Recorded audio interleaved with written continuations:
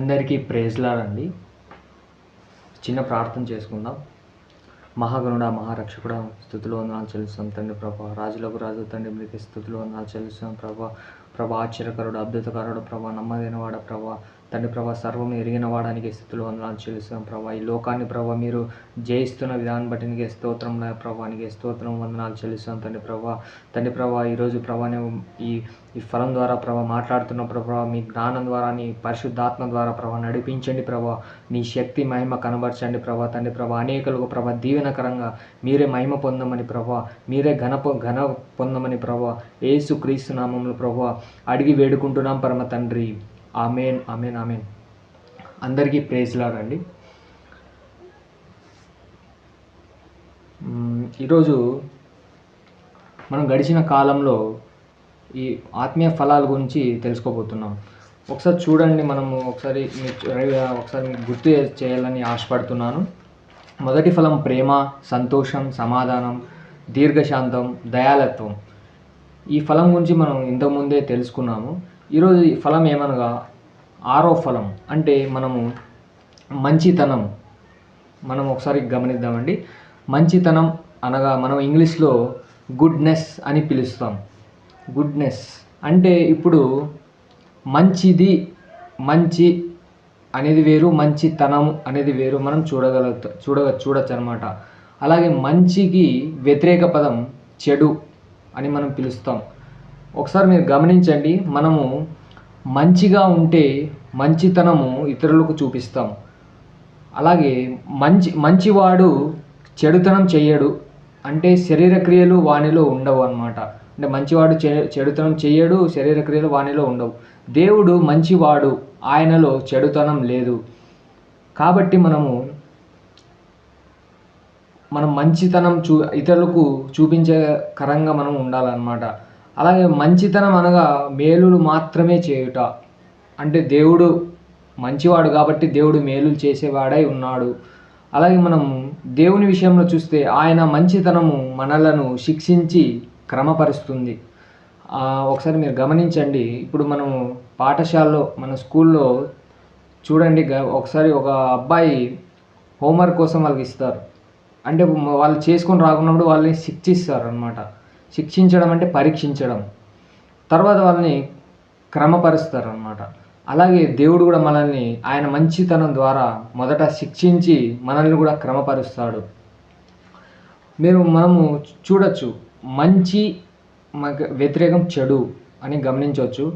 కానీ మనలో మంచిది అనేది ఉంటే మాత్రమే మంచితనం చేయగలుగుతాం. అలాగే చెడు అనేది ఉంటే మనం మంచితనం చేయలేమన్నమాట.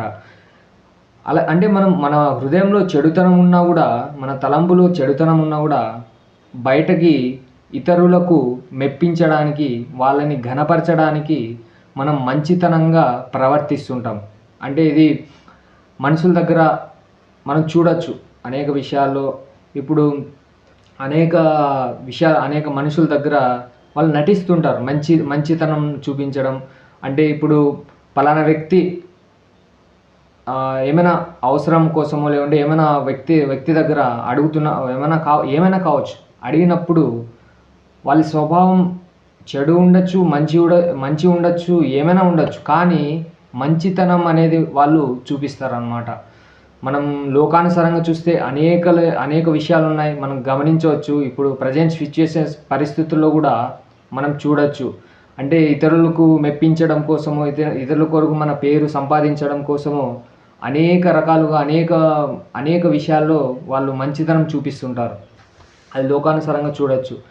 అలాగే ఇప్పుడు మంచి చెడు అనేది తెలుసుకే ముందర మనము ఏది మంచిది కాదో అనేది మనం బైబిల్ గ్రంథంలో చూద్దాం. మొదటి మనం ఏది మంచిది కాదో తెలుసుకుంటే మనం మంచిగా బ్రతకచ్చు అనేది మనం గమనించవచ్చు అన్నమాట. ఒకసారి చూద్దాం. ఆదికాండం 2వ అధ్యాయం 18వ వచనంలో ఉంటుంది, నరుడు ఒంటరిగా ఉండుట మంచిది కాదు. ఇక్కడ ఏమండి, నరుడు ఒంటరిగా ఉండుట మంచిది కాదు. ఇప్పుడు మీరు చూడండి, నరుడు అంటే ఒక వ్యక్తి ఇప్పుడు ఎవరి మాట వినకూడదు, నేను ఒంటరిగా ఉండాలి, నాకంటూ స్వేచ్ఛ అనేది లేదు, నేను అనుకున్నదే, నా మనసులో ఏమున్నదే జరగాలి అనేది ఇప్పుడు మనం చూడొచ్చు అనమాట. ఇప్పుడు ప్రతి ఒక్క మనిషిలో అదే స్వభావం అనేది ఉంది. దేవుడు ఏమంటున్నాడు, నరుడు ఒంటరిగా ఉండుట మంచిది కాదు దేవుడు అని చెప్తే, కానీ మనుషుల స్వభావం నేను ఒంటరిగానే ఉండాలి, నా జీవితంలో ఏమీ సక్సెస్ అనేది లేదు, నేను అన్నీ కోల్పోయాను, నన్ను పట్టించుకునే వాళ్ళు లేరు అనేది మనుషుల స్వభావం అనేది మనం చూడొచ్చు అనమాట. ఇంకొకటి చూద్దాం. సామెతలు 19:2లో ఒకడు తెలివి లేకుండుట మంచిది కాదు. అంటే మీరు చూడండి, ఒకడు తెలివి లేకుండుట మంచిది కాదు. తెలివి ప్రతి ఒక్కరికి అవసరం అండి. జ్ఞానం అనేది ప్రతి ఒక్కరికి అవసరం. అంటే మనము జ్ఞానం పొందుకోవాలంటే బైబిల్ ద్వారా మనము అనేక సందర్భాల్లో ఎలా బ్రతకాలో, ఎలా జీవించాలో, ఎలా నడుచుకోవాలో, ఎలా జీవితాన్ని మనం క్రమక్రమంగా అభివృద్ధి పొందుకోవాలో అనేది మనం బైబిల్ గ్రంథంలో చూడొచ్చు. కానీ ఒకడు తెలివి లేకుండా మంచిది కాదు. ప్రతి ఒక్కరికి తెలివి కావాలి, జ్ఞానం కావాలి. అంటే మీరు ఎగ్జామ్స్ టైంలో జ్ఞానం వేరు, ఆ తెలివి వేరు. అంటే ఎగ్జామ్స్ చదువుకున్నప్పుడు పరీక్షల్లో మాత్రమే ఆ జ్ఞానం అనేది వేరు. మనము లోకానుసారంగా ఆ జ్ఞానము కూడా వేరు అనమాట. దేవుడు సెలవిస్తున్నాడు, ఒక విశ్వాసిగా, ఒక క్రైస్తవునిగా తెలివి మనము సంపాదించుకోవాలి. అలాగే మనం బైబిల్ గ్రంథంలో చూడొచ్చు, సాల్మోన్ వచ్చి అనేక విషయాల్లో జ్ఞానాన్ని పొందుకుంటాడు. దేవుని విషయంలో దేవుని ప్రార్థిస్తాడు, ప్రభా నాకు జ్ఞానం దయచేయని. అలాగే మనం కూడా జ్ఞానాన్ని పొందే కృపను మాకు దయచేయండి ప్రభా అని మనము దేవుని సన్నిధిలో అడగాలన్నమాట. అలాగే సామెతలు 28:21లో చూద్దాం. పక్షపాతము చూపుట మంచిది కాదు. ఇక్కడ మనం చూడొచ్చు రెండు విషయాలు. పక్షపాతం అనేది వేరు, పక్షవాతం అనేది వేరు. పక్షవాతం వచ్చి శరీరం ద్వారా వచ్చే వ్యాధి మనము చూడొచ్చు. పక్షపాతం అనేది హృదయంలో నుంచే వస్తారనమాట. పక్షపాతం చూపుట మంచిది కాదు. అంటే ఇతరులకు పక్షపాతం చూపించకూడదు. అంటే ఈర్ష్య, కోపం, ద్వేషం, అనేకమైనవి చెప్పుకోవచ్చు అనమాట. అది మంచిది కాదు అని దేవుడు సెలవిస్తున్నాడు. ఇంకొక వచనం చూస్తే 1 కొరింథీ 5:6లో మీరు అతిశయపడుట మంచిది కాదు. మీరు అతిశయపడుట అంటే ఆశ, అత్యాశ. అంటే మనిషికి ప్రతి ఒక్క మనిషికి ఆశ అనేది ఉంటుంది.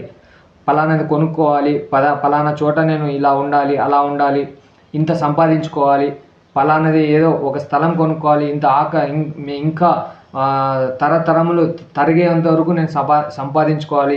ఆశ, అత్యాశ అనేది మనం చూడవచ్చు అనమాట. దేవుడు ఏం చెప్తున్నాడు, మీరు అతి ఆశ పడుట మంచిది కాదు. మనం ఆశ పడకూడదండి. ఏ విషయంలో కూడా ఆశ అనేది ఉండకూడదు. అంటే మనం అతి ఆశ అంటే మనం చాలా ఉదాహరణ చెప్పచ్చు. ఇప్పుడు పలానా వాళ్ళు అది కొన్నారు, పలానా కారు కొన్నారు, పలానా స్థలం కొన్నారు, పలానా ఇల్లు కొన్నారు అనేది మనం చూడొచ్చు. అది వాళ్ళు ఇతరులను చూసి మనం కూడా ఇతరులను పోలి ఉండకూడదండి. దేవుణ్ణి పోలి వలె ఉండాలన్నమాట. దేవుణ్ణి మనం ఆయన వెంబడించాలి. ప్రతిదీ మొదట నా నీతిని, రాజ్యాన్ని వెతుకుడి, సమస్తం మీకు అనుగ్రహించబడును అనే వాక్యంలో ఉంటుంది. కానీ మనం ఇతరులను చూసి వాళ్ళని చూసి మనము వెంబడిస్తాం అన్నమాట. కానీ మనము దేవుణ్ణి సన్నిధిని మాత్రమే మనము వెంబడించాలి. ఇవి అనేది ఏది మంచిది కాదు అనేది నేను చెప్పుకున్నాం. ఇది మన జీవితంలో, మన మనసులో, మన కుటుంబంలో లేకుంటే మనం మంచి స్వభావంగా మనం ఉండొచ్చు అనమాట. ఇంకొక వచనం చూద్దామండి. మీకా 7:4లో ఉంటుంది. 7వ అధ్యాయం 4వ వచనంలో, వారిలో మంచివారు ముండ్ల చెట్టు వంటి వారు, వారిలో యథార్థవంతులు ముండ్ల కంచె కంటెను ముండ్లుగా ఉందురు. వారిలో అంటే మీరు ఒకసారి పైన వచనం చూడండి. 7వ వచనం 3వ అధ్యాయంలో ఉంటుంది. అధిపతులు ఏం ఆశిస్తారంటే బహుమానం ఆశిస్తారు. అంటే మనకంటే పై అధిపతులు, మనకంటే బాగా మంచిగా పేరు పొందిన వాళ్ళు ఏం ఆశిస్తారంటే బహుమానం ఆశిస్తారు. పలానా మీటింగ్ వెళ్తే నాకేమిస్తారు, పలానా చోట వెళ్తే నాకేమిస్తారు అనేది అధిపతులు మనం చూడొచ్చు. న్యాయాధిపతులు వచ్చి లంచం అనేది మనం బైబిల్ గ్రంథంలో చూడొచ్చు. న్యాయాధిపతులు ఏం ఆశిస్తారు? లంచం, అక్రమం. ఏం చూసినా ఇప్పుడు న్యాయాధిపతులు అంటే వాళ్ళు న్యాయం చేసేవాళ్ళు. అంటే మన బైబిల్ గ్రంథంలో అనేక దైవజనులు అనేక న్యాయాధిపతులను చూడొచ్చు. కానీ మనం లోకానుసారంగా కూడా చూసినా కూడా వాళ్ళు ఏం ఆశిస్తారు? లంచం ఆశిస్తారు. పలానా పని జరగాలంటే అది లంచం. పలానా చోటు వెళ్ళాలంటే అది కావాలి. పలానా ఈ వ్యక్తిని కలవాలంటే ఇది కావాలి అనేది అన్నీ మనం చూడొచ్చు అనమాట. గొప్పవారు ఏం ఆశిస్తారో ఒకసారి చూద్దాం. గొప్పవారు తమ మోసపు కోరికను తెలియజేయపరుస్తారనమాట. గొప్పవారు వాళ్ళు అనేక మంచి పేరు ప్రఖ్యాతి గలవారు ఏం చేస్తారంటే వాళ్ళు మోసపు కోరికను తెలియజేస్తారు. వారి నుంచి మోసం చేస్తారు. అంటే గొప్పవారు అంటే ఆధీనం అంటే వాళ్ళే ఒక ఒక అంటే ఒక స్థానంలో కూర్చొని వాళ్ళే అక్కడ వెళ్ళు ఇక్కడ వెళ్ళు అని వీళ్ళకి చెప్తారు, వాళ్ళకి చెప్తారు, కానీ మోసపోతారు. మోసపు కోరికలు వాళ్ళు ఇతరులకు తెలియపరుస్తారు అనమాట. వాళ్ళకు ఆశ ఏంటి? ఈ ఆశ అనేది మనం చూడొచ్చు. ఇక్కడ వారిలో ఈ 3 అధిపతులు, న్యాయాధిపతులు, గొప్పవారు, ఈ ముగ్గురిని మనం చూడొచ్చు. వారిలో మంచివారు ముండ్ల చెట్టు వంటి వారు. వారిలో మంచివారు ముండ్ల చెట్టు వంటి వారు. వారిలో యథార్థవంతులు ముండ్ల కంచె కంటెను ముండ్లుగా ఉందురు. వాళ్ళు ఎలా ఉంటారు? ముండ్ల చెట్టు వంటి వారు అనమాట. అంటే ముండ్ల చెట్లు, ఇప్పుడు ఒక చెట్టు ఉందండి. ఇప్పుడు మనం ఒక నీడ కోసం వెళ్తాం. నీడ కోసం వెళ్తే బాగానే ఉంటుంది. అలాగే చెట్టుని మనం తాకితే అది మనకి ప్రతిసారి గుచ్చుకుంటుంది. అంటే ముండ్ల చెట్టు వంటి వాళ్ళు ఉంటారనమాట. అంటే గుచ్చడం, అంటే ప్రతి విషయంలోనూ గుచ్చడం, ప్రతి విషయంలోనూ వాళ్ళకు ఈ విధంగా ఆ విధంగా అలా అనేది మనం చూడొచ్చు అనమాట. వారిలో యథార్థవంతులు ఉన్నా కూడా ముండ్ల కంచె కంటే వారి చుట్టూ ముండ్ల కంచె వేసుకుంటారనమాట. ముండ్ల కంచె అంటే ఇంకా ఎవ్వరు నా ఆధీనంలో ఉండకూడదు, ఎవ్వరు నా దగ్గర రాకూడదు అనేది వాళ్ళ స్వభావం మనం చూడొచ్చు అనమాట. ఇది మనము అనేక విషయాలు మనం తెలుసుకోవచ్చు. అలాగే మంచిది అనేది మనం చూద్దాం ఒకసారి.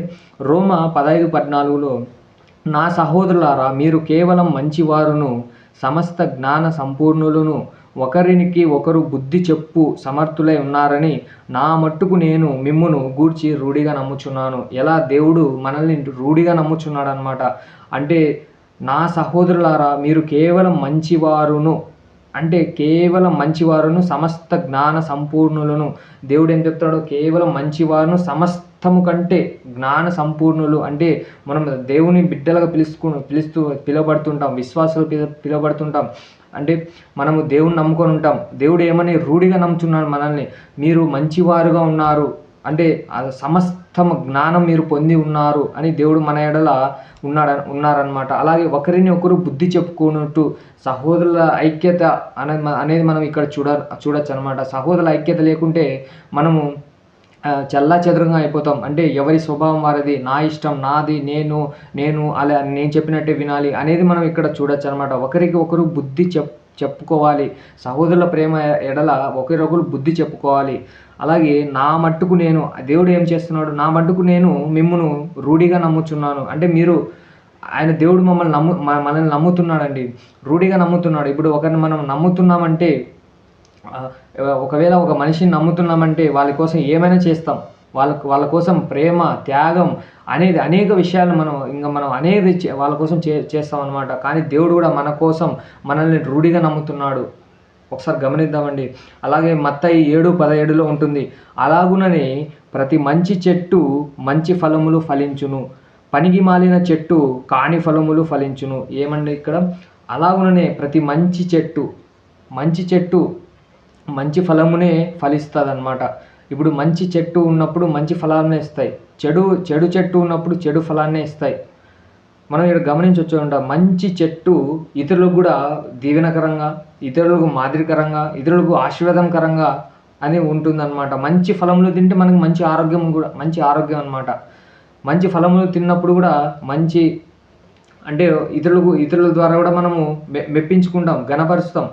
అలాగే మనం చూడొచ్చు, పనికి మాలిన చెట్టు కాని ఫలములు కూడా ఫలించును. పనికి మాలిన చెట్టు ఏం చేస్తుంది? కాని ఫలములు, అది వ్యర్థం. ఆ ఫలం ఫలించినా కూడా అది వ్యర్థం అనమాట. అంటే మనం ఇక్కడ ఈ ఫలంలో మనం గమనిద్దామండి. మనం ఏ ఫలంతో నిండి ఉన్నాం, ఏ ఫలంతో ఇంకా మనం కోపం, ఈర్ష్య, ద్వేషం, కలహాలు, గొడవలు, కుట్రలు అనే ఆ ఫలాలతో ఉన్నామా? లేకుంటే ప్రేమ, సంతోషం, సమాధానం, ఈ సాత్వికం, ఇది మనం చూడొచ్చనమాట, మంచితనం, ఈ ఫలాలతో నిండి ఉన్నామా? ఒకసారి గమనిద్దామండి. మంచి ఫలం ఒక చెట్టు ఇతరులకు నీడ ఇస్తుంది. అలాగే మన ఫలాల ద్వారా ఇతరులకు నీడ వలె వారి చుట్టూ నీడ వలె మనం ఉండాలన్నమాట. అలాగే దేవుడు సెలవిస్తున్నాడు. మత్తాయి 12:35లో సజ్జనుడు తన మంచి ధననిధిలో నుండి సద్విషయములను తెచ్చును. సజ్జనుడు, దుర్జనుడు, ఇక్కడ మన రెండు మన ఇద్దరు మనుషులను చూడొచ్చు అనమాట. వారి స్వభావం ఎలా ఉంటుందంటే, సజ్జనుడు తన మంచి ధననిధిలో నుండి సద్విషయములను తెస్తాడు. అంటే సజ్జనుడు తన మంచి ధననిధిలో నుండి, ఇప్పుడు దేవుడు ఏం ఆశిస్తాడు? మంచిది ఆశిస్తాడు. మంచిది ఏం కావాలో ఆశిస్తాడు. కానీ మనం అర్పించలేం. మనం దైవ సన్నిధికి వెళ్తే మనకి దేవుడు ఏం అడుగుతాడో అది మనం ఇవ్వలేం. మనం అనుకున్నదే దేవునికి ఇస్తాం. అది మనం ఇక్కడ చూడొచ్చు అనమాట. సజ్జనుడు తన మంచి ధననిధిలో నుండి సద్విషయములను తెచ్చును. దుర్జనుడు తన చెడ్డ ధననిధిలో నుండి దుర్విషయములను తెచ్చును. అంటే దుర్జనుడు తన చెడ్డ నిధిలో నుంచి అవి తెచ్చి తర్వాత దుర్విషయములను, అంటే అనేక కలహాలు, ఆటంకాలు అన్నీ అవి కూడా తెస్తాడు దేవుని సన్నిధిలో. అలా ఒకసారి గమనిద్దామండి. మీరు ఒకసారి ఏ ఫలంతో నిండి ఉన్నారు, మనం ఏ ఫలాలతో నిండి ఉండాలి అనేది మనం గమనించవచ్చు అనమాట. ఉదాహరణకు నేను ఒకసారి చదువుతానండి. ఈ మంచితనం గురించి మనము అనేక విషయాలు మనం లోకపరంగా చూస్తే ఒకసారి మీకు చెప్తాను. ఒకసారి మత్తాయి సువార్త 6వ అధ్యాయం 3వ వచనంలో, నీవైతే ధర్మము చేయనప్పుడు నీ ధర్మము రహస్యముగా నుండు నిమిత్తము నీ కుడి చేయి చేయునది నీ ఎడమ చేతికి తెలియక ఉండవలేను. ఇక్కడ ఏం చెప్తున్నాడు? నువ్వు మంచి చేస్తున్నావా, నువ్వు ధర్మం చేస్తున్నావా, నువ్వు ఇతరులకు సహాయం చేస్తున్నావా, అప్పుడు చేయనప్పుడు నీ ధర్మము రహస్యముగా ఉండాలి. అంటే రహస్యముగా అంటే ఎవరికో తెలియాల్సిన అవసరం లేదు. మనుషులకు తెలియాలి, వారి నుంచి పేరు పొందుకోవాలి, నేనేదో నా ఫోటో పడాలి, లేకుంటే నేను ఈ విధంగా ఉండాలి, నన్ను పోలి ఇతరులు కూడా నన్ను వెంబడించాలి, నా వలే ఉండాలి అనేది మనిషి స్వభావం. కానీ దేవుడు ఏం చెప్తున్నాడు? నీవైతే ధర్మం చేయనప్పుడు నీ ధర్మము రహస్యముగా నుండు నిమిత్తము నీ కుడి చేయి చేయునది, మన కుడి చేయి చేసేది కూడా ఎడమ చేతికి కూడా తెలియకూడదు. అలా ఉండాలన్నమాట. కానీ మనము రహస్యంగా, అప్పుడు ఏం చేస్తాడు దేవుడు? అట్లయితే రహస్యమందు చూసి నీ తండ్రి నీకు ప్రతిఫలం ఇస్తాడనమాట. ఫలం కాదు, ప్రతిఫలం దేవుడు ఇస్తాడనమాట. రహస్యంగా చూస్తుంటాడు. అంటే దేవుని కార్యం ఎవరు చేస్తున్నారు, ఆయన రాజ్యాన్ని ఎవరు ఇంకా క్రమక్రమంగా అభివృద్ధి పొందుపరుస్తున్నారు అనేది దేవుడు రహస్యంగా చూస్తుంటాడండి. కానీ మనం అనేకులకు మనము దీవెనకరంగా ఉండాలి, మాదిరికరంగా ఉండాలి. కానీ మనం ఇతరులకు మెప్పించడానికి చేస్తున్నాం, దేవునికి కాదు. మనుషులకు మెప్పించడానికి, వాడు చూస్తున్నారా, వీరు చేస్తున్నారా, నా స్టేటస్ చూడండి, లేకుంటే నా ప్రాబ్లం ఇది, నా గురించి ఇతరులకు తెలియాలి, నేనే గొప్ప, నేనే పరిపాలించేవాడిని అనేక మంది మనం మనుషుల స్వభావం చూడొచ్చండి. అలా ఉండకూడదు. నువ్వు సహాయం చేస్తున్నావా, మంచి చేస్తున్నావా, మంచితనం చేస్తున్నావా, ఇతరులకు కూడా తెలియకూడదు. నీకు ఎడమ చేతికి చేయనది కుడి చేయి చేయనది ఎడమ చేతికి కూడా తెలియకూడదు అని దేవుడు సెలవిస్తున్నాడు. ఒకసారి గమనిద్దామండి మనము. అలాగే ఉదాహరణ ఇంకో విషయం చూడండి. మోషే నిర్గమకాండం 33వ అధ్యాయంలో ఉంటుంది. మోషే ఆడ ఒక వచనం చూద్దాం. ఆయన నా మంచితనమంతయు నీ ఎదుట కనబరచదెను. దేవుడు ఏం చేస్తాడు? ఆయన మంచితనం అంతా మోషే ద్వారా జరిగిస్తాడనమాట. అనేక అద్భుతాలు, ఆశ్చర్యకారాలు అనేకమైనవి మోషే ద్వారా జరిగిస్తాడు. అంటే మనం ఎప్పుడు మంచితనంగా మనం ఉంటామో దేవుడు మన ద్వారా ఆయన కార్యాలు చేస్తాడనమాట. ఒకసారి గమనిద్దామండి. ఈ మంచితనం లేకుండా మనము మంచిగా ఉండి ఏదో హృదయంలో ఏదో పెట్టుకొని మంచితనంగా నటిస్తుంటాం. అనేక విషయాల్లో మన స్నేహితులు నటిస్తారు, మన బంధువులు నటిస్తారు, మన ఒకసారి భార్య భర్తల్లో భార్య నటిస్తుంది, భర్త నటిస్తారు, స్నేహితులు నటిస్తారు, అన్నదమ్ములు నటిస్తారు. ఈ లోకంలో అందరూ లోపల చెడు స్వభావం పెట్టుకుని మంచితనంగా ఇతరులకు మెప్పించడానికి నటిస్తుంటారు. అలా ఉండకూడదండి. మనం దైవ సన్నిధిలో మన దేవుని బిడ్డలుగా మనము ఇతరులకు మాదిరికరంగా ఉండాలి. ఈ వాక్యం ద్వారా దేవుడు నీతో మాట్లాడుతున్నాడేమో. ఒకసారి ఈ ఫలం నువ్వు పొందుకున్నావా లేదా పొందుకోలేక ఇంకా నువ్వు నటిస్తున్నావా దేవుని రాజ్యంలో, లేదంటే ఇంకొకసారి గమనించండి. చిన్న ప్రార్థన చేసుకుందాం. మహాగణుడా, మహా సర్వోన్నతుడా, సర్వశక్తిమంతుడా, నీకే స్తుతులు, వందనాలు ప్రభా. తండ్రి ప్రభా ఈ మంచితనం ఫలం ద్వారా ప్రభా నాతో మాట్లాడుతున్న విధానం బట్టి నీకే స్తుతులు వందనాలు ప్రభా. అలాగే తండ్రి ప్రభా తండ్రి ప్రభా ఈ వాక్యం ద్వారా ఈ చిన్న మాటల ద్వారా ప్రభా ఇతరులకు ప్రభా దీవెనకరంగా మాదిరికరంగా ఉండమని అడుగుతున్నాను తండ్రి ప్రభా నీ జ్ఞానం ద్వారా నీ నడిపింపు ద్వారా నడిపిస్తున్న విధానం బట్టి నీకే స్తోత్రం నాయన. నీ పరిశుద్ధాత్మ ద్వారా నడిపిస్తున్న విధానం బట్టి నీకు స్తోత్రం నాయన. నీకే వందనాలు చెల్లిస్తాం ప్రభా ఈ మంచితనం ప్రభా మేము ఇంకా మంచిగా ఉండి మంచితనం చూపించలేకపోతున్నాం తెలియదు తండ్రి ప్రభా. మాలో ఉన్న చెడు స్వభావం దూరపరచండి ప్రభా. మాలో ఉన్న ప్రభా ఏ కలహంలో ప్రభా మాలో ఉన్న ఏ స్వభావం ఉన్నాయో ప్రభా నీ నామంలో లయపరుస్తాం తండ్రి ప్రభా ఈ ఫలాంని ప్రభా మేము దక్కించుకున్న వారుగా ఉండాలి తండ్రి ప్రభా నీ రాజ్యంలో నీ నీతిని నా రాజ్యాన్ని వెతుకుని సెలవిచ్చే ప్రభా మొదటగా ప్రభా నీ రాజ్యంలో మేము ఉండాలి తండ్రి ప్రభా అనేకులు దీవెనకరంగా ఉన్న ప్రభా నీకే స్తుతులు నీకే మహిమ చెల్లిస్తామని ప్రభా తండ్రి ప్రభా గడిచిన నెలంతా ప్రభా కాచి కాపాడే విధానం బట్టి స్తుతులు వందనాలు చెల్లిస్తాం ప్రభా. తండ్రి ప్రభా మా చుట్టూ మా కుటుంబం చుట్టూ ప్రభా చూస్తున్న ప్రతి ఒక్క కుటుంబం చుట్టూ ప్రభా ప్రతి ఒక్క వ్యక్తిని ప్రభా నీ అగ్ని కంచి వారికి దయచేయండి ప్రభా. తండ్రి ప్రభా నీకే స్తుతులు వందనాలు చెల్లిస్తూ ప్రభా యేసు నామంలో ప్రభా అడిగి వేడుకుంటున్నాం పరమ తండ్రి. Amen amen amen. అందరికీ ప్రైజ్ లార్డ్ అండి.